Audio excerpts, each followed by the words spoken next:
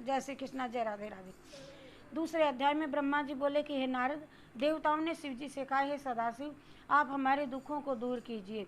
इस समय दैत्यों ने अत्यंत बल एवं तेज प्राप्त करके हम सबको बहुत दुखी कर रखा है।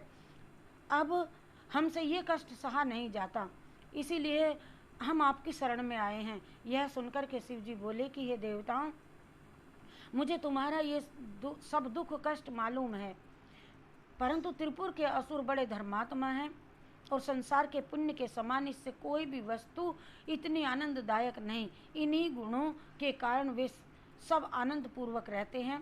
त्रिपुर के असुर बड़े धर्मात्मा हैं, ये बड़े आनंद से रहते हैं। जब तक इनका पुण्य वृद्धि है तब तक ये मारे नहीं जाएंगे, अर्थात जब तक ये पाप नहीं करेंगे, पुण्यशील नहीं होंगे, तब तक ये नहीं मारे जाएंगे। ये शंकर जी की उपासना करते हैं। हमको यही उचित नहीं है कि हम अपने भक्तों को व्यर्थ में ही नष्ट कर दें। इसके साथ ही हमसे तुम्हारे कष्ट भी नहीं देखे जाते, क्योंकि जो हमारी शरण में आता है हम उसकी अवश्य ही रक्षा करते हैं। इससे तुमको अब यही उचित है कि तुम विष्णु जी के पास जा कर के अपने सारे दुखों की बात जा कर के कहो। हे नारद, यह सुनकर के सब देवता शिव जी के आदेशानुसार विष्णु जी के पास गए और उन्होंने स्तुति करने के पश्चात अपने सब दुख उनसे जा कर के कहे और हर प्रकार से विष्णु जी की पूजा में प्रवृत्त हुए। तब विष्णु जी ने देवताओं की विनती सुन करके वेद एवं शास्त्रों के अनुसार ये उत्तर दिया कि हे देवताओं, सनातन से जिसकी भी भक्ति एवं पूजा और पुण्य प्रदान करने वाली होती है, वह शिव जी की पूजा होने वाले स्थान पर कोई दुख या कष्ट नहीं सह सकता।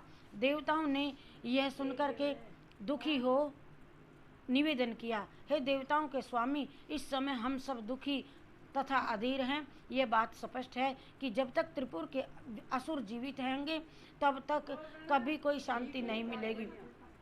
अब आप ही बताइए कि हम सब कहाँ जाएं? या तो आप हम सबको बिना मृत्यु के मार डालिए या त्रिपुर का नाश कर दीजिए। इन दोनों कामों में से एक न एक करके आप हमारे कष्टों को दूर कीजिए, जिससे आपको भी प्रसन्नता हो और हम सब शिव जी के आदेशानुसार ही प्रसन्न होकर के अब आपके पास में हम आए हैं। यह कहकर के सब देवता चुप हो गए। तब विष्णु जी ने शिव जी की आज्ञा पर विचार करके सोचा कि ना तो किसी प्रकार इन देवताओं का दुख अवश्य दूर करना चाहिए। फिर शिव जी का ध्यान धर के उन्होंने यज्ञ गणों को स्मरण किया। तब यज्ञ के भीतर से मुखपति उत्पन्न होकर के विष्णु की स्तुति करने लगे और उस समय विष्णु जी देवताओं से बोले कि ये देवताओं, अब तुम सब इनकी पूजा करो। और देवताओं ने उसी समय प्रसन्न होकर के शंखनाद किया तथा मुख अर्थात यज्ञ करके मखपति का ध्यान करते हुए उनकी पवित्र स्तुति की। तब मखपति प्रसन्न होकर के विष्णु जी की स्तुति करने लगे। उस समय विष्णु जी ने देवताओं से कहा, हे देवताओं, त्रिपुरासुर तुम्हारे ऐसे प्रयत्नों के द्वारा ना मारे जा सकते हैं, क्यों कि जिनके दर्शन मात्र से ही पाप नष्ट हो जाते हैं, मखपति उनका क्या कर सकता है। वे शिवजी के वरदान द्वारा ही संसार में सबसे अधिक आनंद भोग कर रहे हैं। और हे देवताओं, संसार में ऐसा कौन है कि जो शिवजी के भक्त का नाश कर सके। शिवजी ने केवल संसार की भलाई के निमित्त ही जो अवतार लिया है, उनके एक ही अंश की पूजा के फलस्वरूप देवताओं ने कैसा कैसा पद प्राप्त किया है और इसे तुम जानते हो। ब्रह्मा ने भी उनकी सेवा करके ही यह पद गाया है और तथा तुमको भी पालन करने की शक्ति तथा बड़ाई उन्हीं ने प्रसन्न होकर के प्रदान की है। इसलिए हम सबके से ये कहते हैं कि त्रिपुरासुर केवल शिवजी की ही पूजा करने से नहीं मारे जा सकते।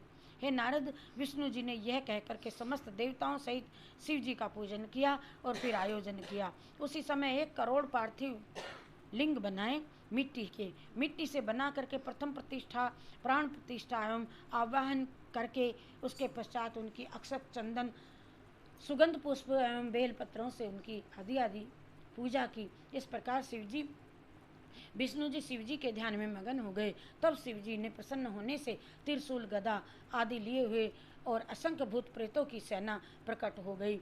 और उस समय विष्णु जी ने उन्हें देखा, ये कहा कि तुम सब तुरंत त्रिपुरासुर का नाश कर दो, अर्थात तीनों नगरों को जला करके भस्म कर डालो। इस इस प्रकार संसार में तुम्हारी कीर्ति फैलेगी। विष्णु जी का ऐसा आदेश सुन करके भूतों की सेना वायु के वेग से चली और त्रिपुर में पहुंच करके चारों ओर फैल गई। परंतु जब वह नगर के भीतर में पहुंची तब शिव जी की लीला से जल करके वह तुरंत भस्म हो गई। हे नारद, जिनके मन में शिव जी की दृढ़ भक्ति है उनके निकट संकट आकर के स्वयं ही नष्ट हो जाता है। देवताओं ने ये हाल देख करके विष्णु जी के पास जा करके सारा वृत्तांत कह सुनाया तथा यह सोचने लगे कि किस उपाय से त्रिपुर का नाश किया जावे, क्योंकि व्यभिचार अर्थात हठ धर्मी से भी शिव जी के भक्तों को कोई कष्ट नहीं पहुंचाया जा सकता। वास्तव में शिव जी की भक्ति के कारण ही वे सब दैत्य बच गए हैं। यदि शिव जी हमारी सहायता करें तब हम शत्रुओं के इन अत्याचारों से मुक्ति प्राप्त कर सकते हैं। इसलिए हमें कोई ऐसा उपाय करना, स्वयं ही उनको नष्ट कर देंगे और शिव जी स्वयं नष्ट कर देंगे। विष्णु जी ने ये विचार करके देवताओं से कहा, हे देवताओं, अब तुम सब लोग अपने अपने घरों को जाओ और शिव जी के पास नाम जा करके नाम जप पूजन करो और दिन रात मिट्टी के पार्थिव लिंग बना करके उनकी स्तुति करो। विष्णु जी के ऐसे वचन सुन करके समस्त देवता अत्यंत प्रसन्न हुए और अपने अपने घरों को चले गए।